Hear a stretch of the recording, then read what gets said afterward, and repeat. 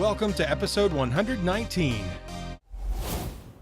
Are you ready for the adventure of a lifetime? No matter your destination, the travel specialists at 3D Travel Company are there to help. Just head on over to my website, www.whodidthatvoice.co, and click the Book Now button on the left-hand side to get your free quote today. Welcome to Who Did That Voice, the show where we take an in-depth look at voiceover. And now, here's your host, Trenton Larkin. Hello everyone and welcome back to the show. Today's special guest is not a voice actor, but is the producer and creator of the show on Netflix called The Toys That Made Us. Stay tuned for an amazing interview with today's special guest. I hope you all enjoy. Now sit back, relax, and enjoy the show.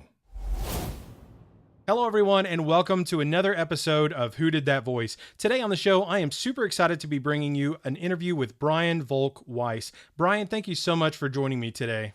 Thank you for having me. I am excited to be here. Well, it's super exciting for me to have you here. You know, I actually watched your show it was about 2 weeks ago now. It was one of those things where I'd had a lot of people telling me to watch your show. It had definitely been something that had been piquing my interest as I had seen social media posts going crazy on it.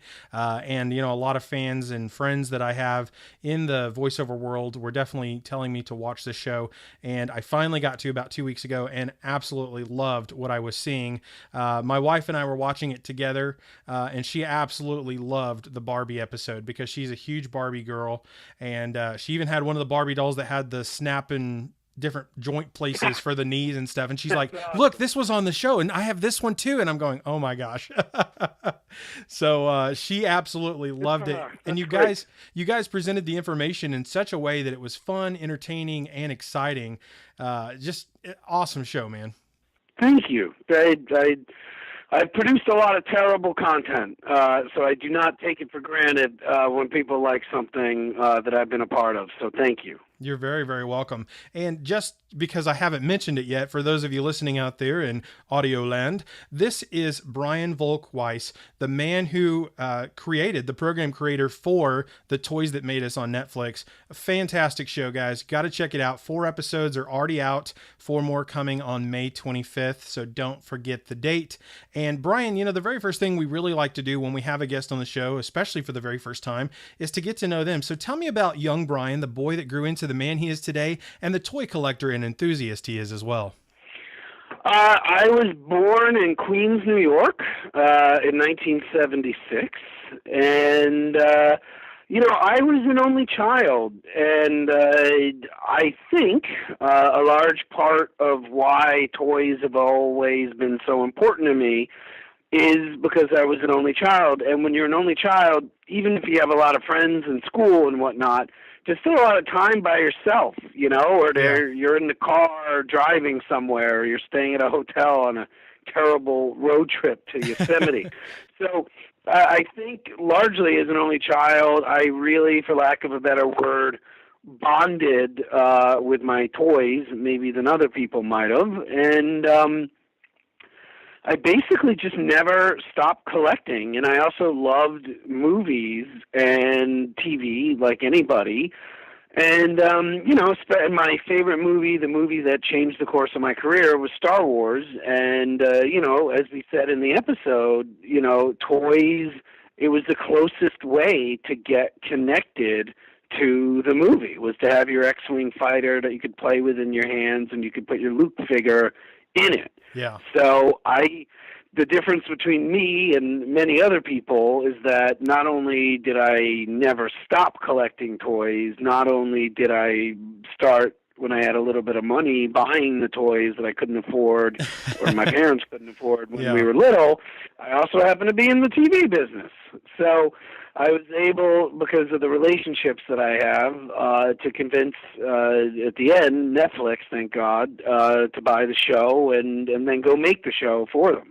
That's amazing, dude. Well, I mean, Netflix is such an innovator, and I'm loving what they're producing. No matter what it is, they've just been really hitting some gold mines lately. And I think The Toys That Made Us is one of those little golden nuggets of their gold mine that they have struck with. And I hope to continue to see this grow long into the future. I am biased, but I agree with you. Well, I have some show ideas for you, but we'll get to that later on. But, so ready. where did your inspiration for the toys that made us come from? Besides your absolute love for toys, what made you come up with this idea to even create a show about the toys that made us? Well, I'm a huge history buff. And one of the things that I thought was very interesting was that, like, you could go to a bookstore and you could find 6 books about the War of 1812. Yeah. But, like, there were no real books about where did Transformers come from? Where did G.I. Joe come from? There are a bunch of books about Barbie and Star Wars toys, but there was just a real, to this day even, there's just a real lack of digging into the background of these billion-dollar franchises. And I would say Optimus Prime is probably more well-known at this point, for better or worse, than maybe even Teddy Roosevelt, who's, on Mount Rushmore. Yeah. So that was really the origin point, which was like, I just cannot believe that no one is, like, I cannot believe that I can truthfully say to you, like, I made the first professionally funded documentary about Transformers. That's I find crazy. that very strange. Yeah. That's crazy cool, man. Like, people said that to me, and I'm like, I guess I should be honored, but I just also think that's very weird that, it didn't happen until 2018. So that was really the main origin. And, I always like to tell people, from the day I developed the show until the day Netflix bought it was just under 7 years. Good so, Lord. I mean, it took a long time to sell. Well, that's crazy, man. Well, I'm glad it finally got purchased, and Netflix is definitely I think a great marketplace for you to be in because of their bingeability, watchability platform. It makes it really great. I know I mentioned you do have 4 more episodes coming out here on May 25th, 2018. What episodes can we look forward to seeing, Brian? It's Transformers, Lego, Hello Kitty, and Star Trek. Awesome. And for those who haven't already seen your show, what are the first 4 episodes that you guys have already produced and are already available for viewing? Star Wars, Barbie, He-Man, and G.I. Joe. Which are great. I mean, those toys are all like rudimentary fundamentals for most kids, especially from the, 70s, 80s, 90s. So, and probably back into the 60s some too. I know from how far back some of the toys went, it was a crazy awesome show because I really am a history buff too, Brian. And, I love history. I love toys. I love animation and voiceover. And although toys aren't really voiceover, there is a lot of association with voiceover in toys. I've got a friend named Richard Sellers, who is the voice of Obi-Wan Kenobi from the Star Wars, the Clone Wars toys. Wow. And he's Optimus, Wow. He's Optimus Prime. He was Fortress Maximus, for all the Hasbro toys. He's done several different Transformers besides those 2. So, it's really cool because the toys that made us has such a unique perspective. And in some ways I feel like we're kind of kindred spirits in the way that we're wanting to, share our stories with the world, because voiceover is a huge part of a lot of the different toys. Like even, I had Chris Anthony Lansdowne on the show, and she was the voice of Barbie for the 80s and 90s. I think she might have been cast in 94, I think is when it was. It was when the big earthquake happened in LA, and she got cast by Hasbro, and she was doing, it was Mattel. I'm sorry. I said that totally wrong. She was cast by Mattel, not Hasbro. And she did the voice for tons of stuff, everything from the McDonald's Happy Meal toys that talk to the spinning dancing Barbie to you name it. She was the voice of the Barbie products and stuff. So it's really unique to watch your show and to have talked to some of the actors who do some of the toys that you're talking about. And I'm like, wow, it just makes it more full circle for me. It's really epic. You're very kind to say, man. I really appreciate that. I agree. Well, it's an amazing show, man. I'm super excited to be talking with you today, Brian, and I'm so glad we're getting to share your passion with the world and with my audience, because it is a worldwide audience, so I'm super excited to share it with them. Thank you. Absolutely, man. So what are some of the toys that really made you who you are today, Brian? What were some of your absolute favorite toys? Well, the main one, like I said before, is definitely Star Wars. It was the movie that changed my life. It was the toys that, I mean, just absolutely inspired me to do what I do for a living now. So it was without a doubt that. And then, I was also very much into G.I. Joe growing up and Transformers in a very big way. So, yeah. I mean, that was huge for me. Interestingly enough, because many people consider this to be our best episode, I was not into He-Man. So I actually bought my first He-Man figure probably about 6-7 months ago. So wow. It's just very. I've become a huge fan since. Yeah. But I was never a big He-Man guy growing up. With certain toys, it's like sometimes, like I know as a kid growing up, I might not have really known about them, or just it was never in my realm or whatever, whether it was the year it came out and how old I was or whatever. But as I've gotten older, I've collected things that weren't necessarily something I knew of as a kid, but they might have been out when I was a kid, and I find them and I fall in love with them and I collect them. So it's really cool to share that with a fellow toy collector. My collection is, I'm sure very small compared to yours. But one of my favorite things is collecting Batmobiles, especially from the Michael Keaton Batman. Whole shelf of Batman. That's awesome. And, that's epic. The most beautiful shape I find in fiction is a specific Enterprise, but a close second place is the '89 Batmobile. Oh yeah, dude. Super epic. Well, so when you were watching, did you watch a lot of cartoons as a kid, or did you read the comics of some of the shows that were inspired before or after the toys came out? The comic books religiously. I had every single G.I. Joe and Transformers comic book that was made from the day they came out until probably 1998. Wow. Which is when I graduated from college and basically stopped buying comic books. Wow. So yes, every single one. As it relates to the cartoon, my mom was pretty tough about TV watching. So I definitely saw Transformers and G.I. Joe a lot, but maybe not as much as other people. Okay, I got you. Well, some parents were more strict, especially back in the 80s and 90s and 70s, sometimes just depending on the content and, go outside, play, have yourself a good time outside or whatever, Exactly. Versus staying in and, burning out your eyeballs, My kids watch more TV in a week than I probably used to watch in 3 months. I mean, it is really interesting. Yeah. Well, our world has just changed and content just comes at us so quickly and so fast nowadays. But yeah. and that's one thing I love about your show is the pacing is really good. They are 45, 50-minute long episodes roughly, but they flow so well and they do not drag. They very much have a very upbeat pace.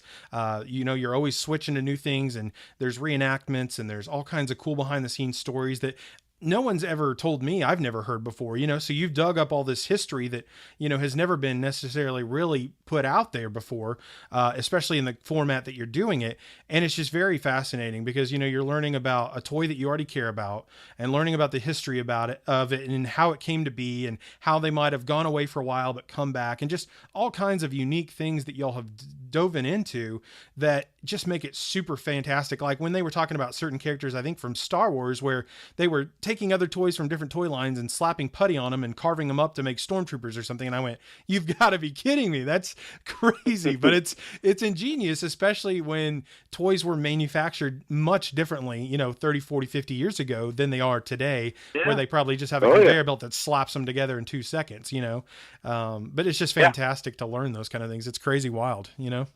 Agreed. So would you say, Brian, when you were a fan of a toy, would you say that the comics and the cartoons that you did watch inspired you to be more of a toy collector, or did the toys inspire you more to read the comics and watch the cartoons?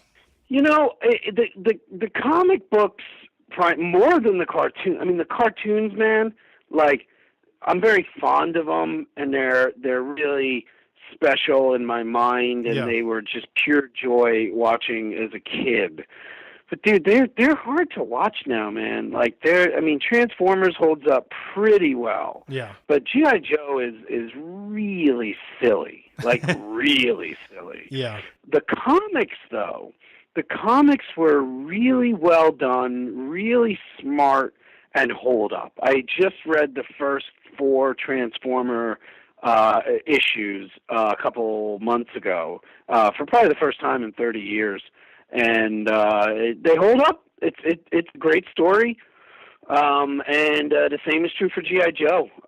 So the comic books are really, and this is, since you've seen the show, they really they made the toys what they were. Yeah. In terms of the backstory. So it wasn't just a lump of plastic with metal. It was Optimus Prime, who a lot of people said this, and I felt the same way. It was kind of a father figure. Yeah. But it was, it was a piece of plastic. It was a stupid truck. But it was the comic book, for me, that made him the character that I saw him as. Yeah.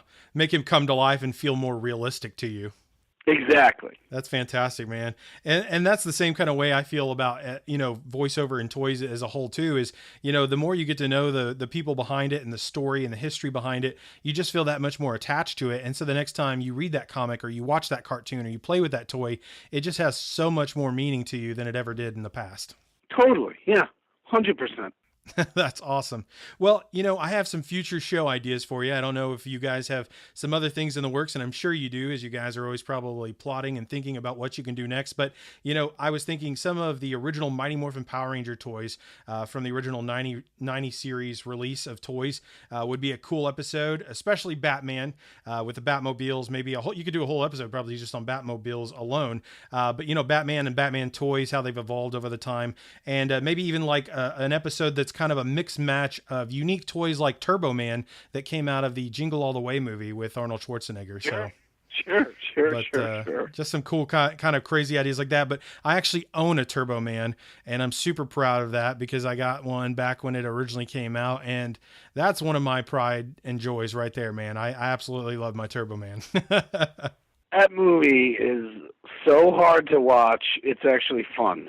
I mean, it's just an amazing movie because so many people who did so many great films before and after that movie, literally just everything went wrong. I mean, it was just mind-blowing to me, that film, how Schwarzenegger, I mean, didn't make a single mistake for 20 years.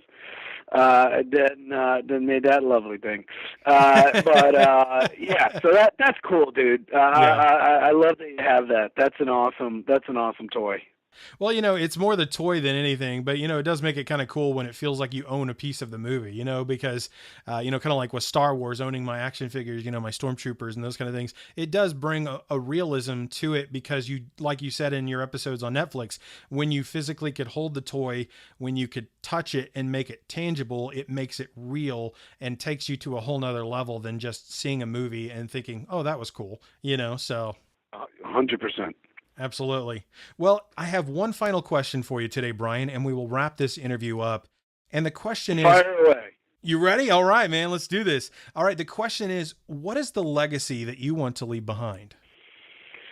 It's funny. I don't know if I've been asked that before. It's very important to me. I think the ultimate thing that a human being can do is raise children that hopefully make the world a better place. At the very least, don't make it worse. Yeah. So it's very important to me that I have 3 children, and it's very important to me that they become good leaders and productive members of our society. So that's the first legacy I want to leave behind. The second legacy is, that my wife views me as a great husband, and pretty sure when I go first, she looks back and says, you know what, he was a good husband. Yeah. The third is, without a doubt, to have made things that touch people that can be viewed after I'm long gone.